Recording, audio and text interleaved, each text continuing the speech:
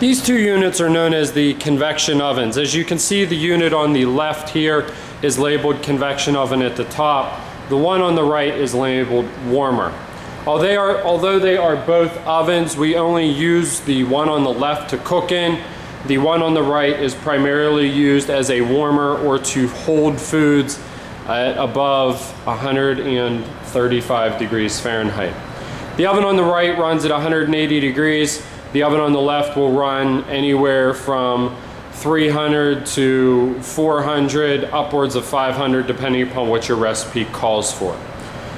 In order to turn both ovens on, the one on the right is a programmable oven. Very simply, to turn it on, I will push the on-off button here at the top, and I also push the start button at the bottom. We do have two separate units, a top and a bottom. If you're going to need both of them, you must turn both of them on. So that's how you turn on the oven on the right, the warmer. To turn on the convection oven on the left, there is a master switch here that says on, off, and cool down. You will turn that to on and then set your timer, or your temperature rather. These do have a timer that you can set that will continue to go off and make that noise until you shut it off. These ovens will run even though the timer goes down to 0. So if you do not hear your timer and somebody else shuts it off, your product will overcook and possibly burn. So if you set a timer, make sure you are listening for it. And also, don't turn off somebody else's timer without telling them that you turned it off. The ovens do get hot on the exterior, so you want to make sure you're handling them with care. The handles and the doors themselves have different spots that will be hot, so have a towel in your hand when you are opening, moving stuff around, putting hotel pans in, or taking them out.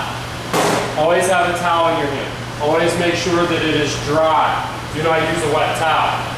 The oven doors here on the warmer will close both doors. The ones on the right here, or on the left, if I open the door, I must shut them manually. Please make sure you're doing the proper order.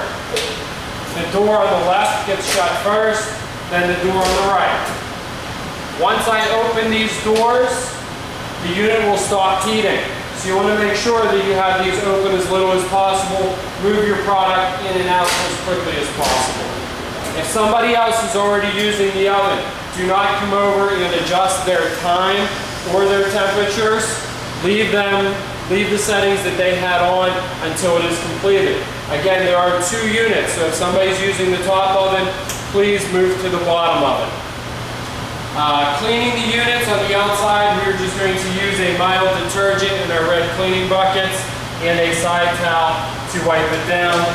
On the interior of the oven, if we get spills in the bottom or on the door, we are going to get oven cleaner and scrub it out manually with a metal scrubbing. If you are not using the oven or it is not needed, very simply you can just turn them off or turn the heat down to a lesser level. That way we are not using as much energy. To turn them off, the warmers here, very simply all I did was hit the off button and it shut them off. If I tell you to empty the warmer, please make sure you open both doors and take all of the food products out. There are separate units to this, and this is an issue that we run into when we're under production, is that we are not checking both ovens. You want to keep an eye on your product while it is in the oven. So do not just set the timer and leave it unsupervised. Periodically check back, because your recipe might say to roast your potatoes at 375 for 20 minutes. You want to check them periodically just to make sure that they're not done a little bit early. Vice versa, just because your timer goes off at 20 minutes doesn't mean that they are done. Depending upon how much you open or close the oven, it might need some additional time. So you want to make sure that you are monitoring that. Any meats cooked in the oven, you want to make sure that you monitor the temperature of those internally. When stuff comes out, always use your bimetallic stem thermometer to check the internal temperature of your products. With the warmer, you always want to make sure your products are wrapped in saran wrap. Do not put your product in unwrapped. It will dry it out.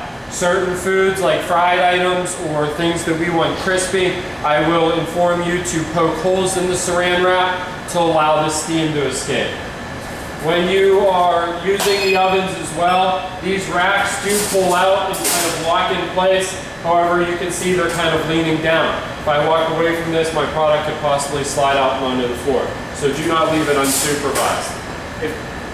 If people are working in the area, let's say on the fryer or on the griddle, please make sure you alarm them if you're going to open the oven so that they don't bump into it and burn themselves. Again, the exterior of these do get hot, so please do not touch the ovens. They do need to be preheated. Normally they take about 15 to 20 minutes to preheat. Again, the one on the left is used for cooking purposes. The one on the right is just for holding foods hot for service.